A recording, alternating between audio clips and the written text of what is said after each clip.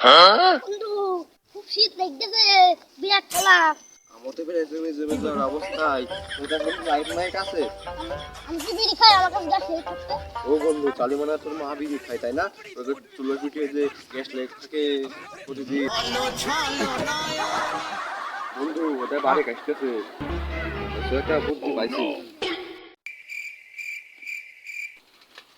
বন্ধু কেমন আছিস? ভালো আছি, দাঁড়া।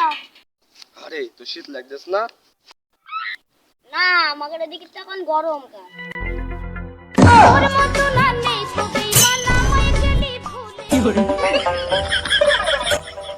আরে ওয়ারেক তোর তো লাইন আছে, একটা লাইন তো ঠিক আছে, তোর প্যান্টের লাইন ঠিক করতে পারবি না?